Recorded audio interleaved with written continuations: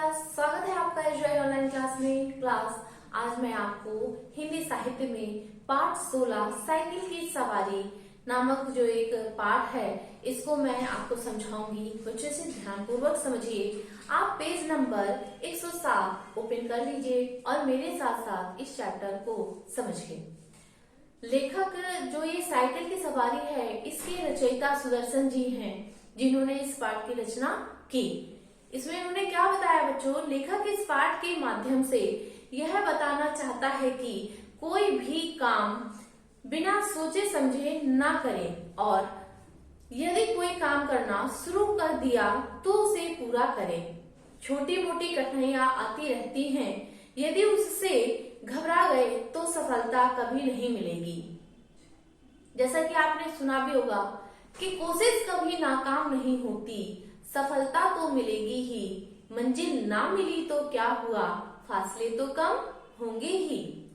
तो शुरू करते हैं बच्चों चैप्टर। शुरुआत में ही ईश्वर ही जानता है कि जब मैं किसी को साइकिल की सवारी करते या हारमोनियम बजाते देखता हूँ तो मुझे उस अपने ऊपर कैसी दया आती है। सोचता हूँ भगवान ने दोनों विद्याएं खूब बनाई हैं। एक से समय बचता है, दूसरे से समय कटता है। ऐसा क्या कहा है कभी कि एक से तो समय बचता है और एक से समय कटता है। मगर तमाशा देखिए कि कलयुग में ये दोनों विद्याएं हमारे प्रारब्ध में नहीं लिखी गई। प्रारब्ध का अर्थ होता है बच्चों भाग्य। प्रारब्ध, प्रारब्ध शब्द का अर्थ हुआ भाग्य। ना साइकिल चला सकते हैं और ना ही बजा सकते हैं। शायद सन 1942 में की बात है कि बैठे बैठे ख्याल आया चलो साइकिल चलाना सीख लें। उसकी शुरुआत यूं हुई कि हमारे लड़के ने चुपचाप यह विद्या सीख ली और हमारे सामने से सवार होकर निकलने लगा। अब आपसे क्या कहें, लज्जा और शर्म के कैसे कैसे ख्याल हमारे मन में उठे। सोचा क्या हम ही जमाने भर में फिसड्डी रह गए हैं। फिसड्डी शब्द जो प्रयोग हुआ है बच्चों,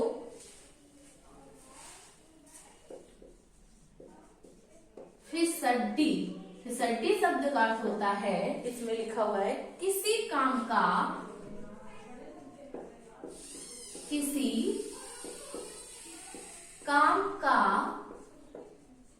ना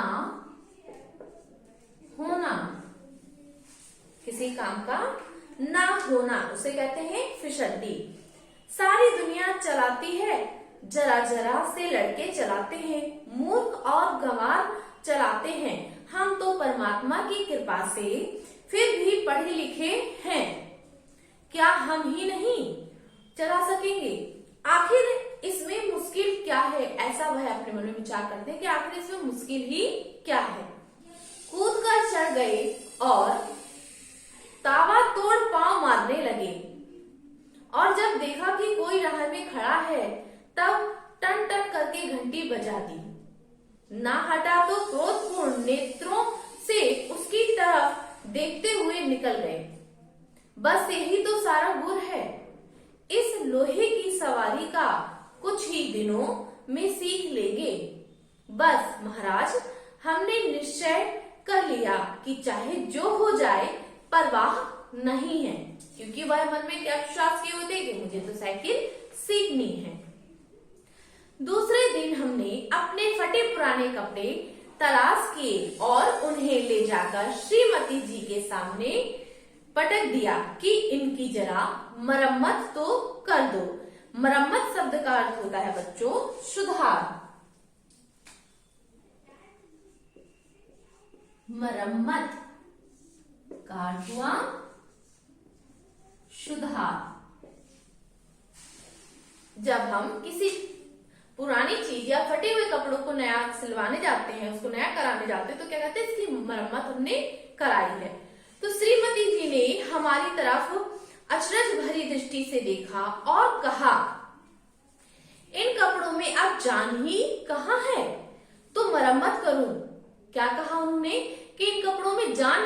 है जो मैं इनकी मरम्मत करूं, अर्थात वो बहुत ही पुराने हो चुके हैं।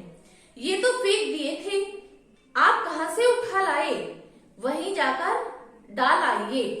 हमने मुस्कुराकर श्रीमती जी की तरफ देखा, मुंह से कहा, तुम हर समय बहस ना किया करो, आखिर मैं इन्हें ढूंढ कर लाया हूं, तो ऐसे ही तो नहीं उठा लाया, कृपा करके इनकी मरम्मत कर डालो, बड़े ही प्यार से उसने कहा। मगर श्रीमती जी बोली, पहले बताओ इनका क्या बनेगा। मगर हम चाहते थे कि घर में किसी को कानो कान खबर ना हो और हम साइकिल सवार बन जाएं और इसके बाद इस विद्या के पंडित हो जाएं। तब एक दिन जहांगीर के मकबरे में जाने का निश्चय किया। घर वालों ने तांगे में बैठा दे और कहे, तुम चलो हम दूसरे तांगे में आते हैं। जब वे चले जाएं तब साइकिल पर सवार होकर उनको रास्ते में मिले। हमें साइकिल पर सवार देखकर उन लोगों की क्या हालत होगी, ऐसा उन्होंने प्रश्न करते हुए कहा। हैरान हो जाएंगे, आंखें मल मल कर की, कहीं कोई और तो नहीं। परंतु हम गर्दन टेढ़ी करके दूसरी तरफ देखने लग जाएंगे, जैसे हमें कुछ मालूम ही नहीं। यह सवारी हमारे लिए साधारण बात है। छक मार कर बताना पड़ा कि रोज रोज तांगे का खर्च मार डालता है। बच्चों, यहाँ पर एक शब्द प्रयोग हुआ है झक मारकर।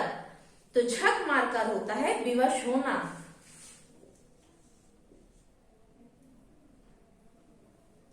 झक मारकर अर्थात विवश होना।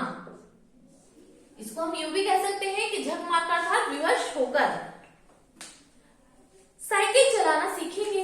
श्रीमती जी ने बच्चे को सुलाते हुए हमारी तरफ देखा और मुस्कुराकर बोली, मुझे तो आशा ही नहीं कि आपसे यह बेल मेड़ चढ़ सकेगी। अर्थात उन्होंने ये लोकोक्ति के माध्यम से कह दिया। उन्होंने कहा, मुझे ऐसी आशा नहीं है कि बेल मेड़ चढ़ सकेगी। खैर, यत्न कर देखिए। बच्चों, यहाँ पर एक और शब्द आया है यत्न। यत्न शब्द का अर्थ होता है कोशिश। कोशिश, इसे हम क्या प्रयास भी कह सकते हैं। कहते हैं ना, यत्न करिए, कोशिश करिए या प्रयास करिए। मगर कपड़ों का क्या बनेगा? हमने जनरल रॉब से कहा, आखिर वाई साइकिल से एक या दो बार गिरेंगे या नहीं, और गिरने से कपड़े फटेंगे या नहीं। जो मूर्ख है वे नए कपड़ों का नुकसान कर बैठते हैं, जो बुद्धिमान हैं वे पुराने कपड़ों में काम चलाते हैं। अर्थात वह ऐसा व्यक्त कर रहा है अपना विचार कि जो मूर्ख होते हैं वह नए कपड़े पहन के सीखने चले जाते हैं, परंतु मैं बुद्धिमान हूं, मैं पुराने कपड़े पहनकर जाऊंगा, अर्थात मैं अपने कपड़े व्यर्थ नहीं करूंगा। मालूम होता है हमारी इस युक्ति का कोई जवाब हमारी पत्नी के पास नहीं था। युक्ति शब्द का अर्थ होता है उपाय। युक्ति शब्द का अर्थ हुआ उपाय। तो क्या कह रहा है लिखा कि हमारी इस युक्ति का कोई जवाब हमारी पत्नी के पास नहीं था, क्योंकि उन्होंने उसी समय मशीन मंगवाकर उन कपड़ों की मरम्मत शुरू कर दी। इधर हमने बाजार से महरम के 2 डिब्बे खरीदे। अर्थात महरम का अर्थ होता बच्चों दवा का। मरहम जिसे कहते हैं, मरहम के 2 डिब्बे खरीद लिए कि चोट लगने पर उसी समय उसका इलाज किया जा सके। मरहम लेके आए। मरहम लोशन की तरह होता है इतना डिब्बे में। वो सोचे कि अगर मुझे चोट लगी, मैं गिरा, तो उसी से मैं अपने चोट वाली जगह पर लगा दूंगा, जिससे मेरी चोट जल्दी ठीक हो जाएगी। उसके बाद जाकर एक खुला मैदान तलाश किया ताकि दूसरे दिन से साइकिल सवारी का अभ्यास शुरू किया जा सके। अब यह सवाल हमारे सामने था कि अपना उस्ताद कैसे बनाएं। उस अधेड़बुन में बैठे थे कि तिवारी लक्ष्मी नारायण आ गए और बोले, क्यों भाई, हो जाए एक बाजी शतरंज की। हमने सिर हिलाकर जवाब दिया, नहीं साहब, आज तो जी नहीं चाहता। क्यों? यदि जी नहीं चाहता तो क्या करें? यह कहते कहते हमारा गला भर आया। तिवारी जी का दिल भीज गया। पसीज जाने के बाद दिलों का हमारे पास बैठकर बोले, अरे भाई, मामला क्या है? बड़े धीरज से उन्होंने कहा, पत्नी से झगड़ा तो नहीं हो गया? हमने कहा, तिवारी भैया क्या कहें, सोचा था लाओ साइकिल की सवारी सीख ले, मगर अब कोई ऐसा आदमी नहीं दिखाई देता जो हमारी सहायता करे। बताओ, है कोई ऐसा आदमी तुम्हारे ख्याल में? तिवारी जी ने हमारी तरफ बेबसी की आंखों से ऐसे देखा मानो हमको कोई खजाना मिल रहा है और यह खाली हाथ रह जाते हैं। बोले, मेरी मानो तो यह रोग ना पालो, अब इस अवस्था में साइकिल ना चढ़ोगे, और फिर यह भी कोई सवारी है कि डंडे पर उकड़ू बैठे हैं और पांव चलाए जा रहे हैं। अजी, लानत भेजो इस ख्याल पर और आओ एक बाजी खेलें।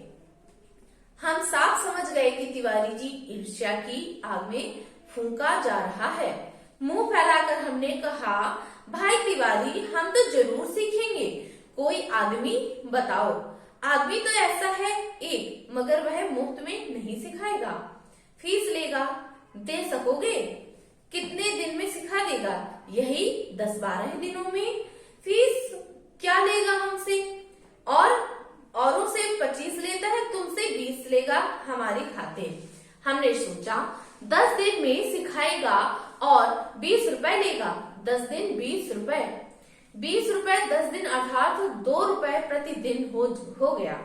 हमने तिवारी जी से इतना ही कहा कि जाकर मामला तय कर आओ, मगर जी में खुश हो रहे थे कि साइकिल चलाना आ जाएगा तो एक साइकिल प्रशिक्षण विद्यालय खोल दें और 300-400 रुपए मासिक ना कमा देंगे। इधर तिवारी जी मामला तय करने गए, उधर हमने यह शुभ समाचार जाकर श्रीमती जी को कह सुना दिया कि कुछ दिनों के बाद हम एक ऐसा विद्यालय खोलेंगे जिसमें 300-400 रुपए महीने की आमदनी होगी। श्रीमती जी बोली, तुम्हारी इतनी अवस्था हो गई है, मगर ओछापन ना गया। ओछापन जो बच्चों शब्द आया है, इसका होता है घटियापन।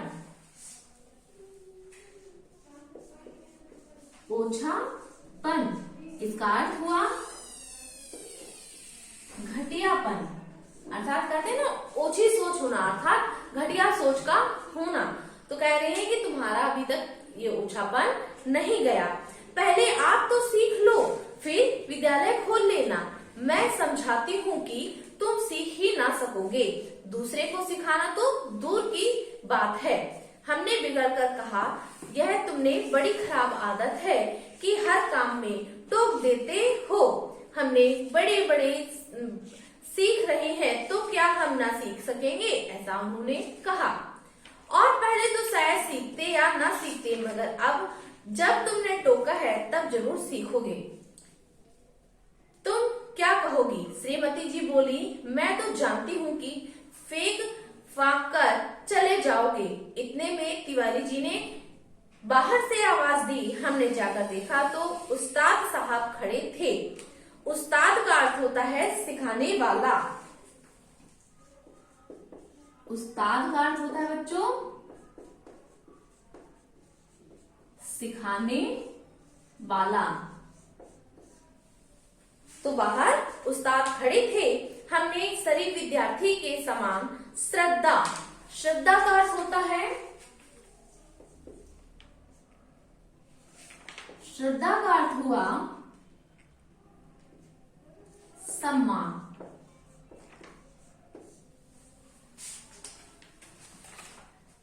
श्रद्धा से हाथ जोड़कर प्रणाम किया और चुपचाप खड़े हो गए। तो बच्चों, आज के लिए इतना ही काफी है। मैं अपने अगले वीडियो में इस चैप्टर को पूरा समझाऊंगी।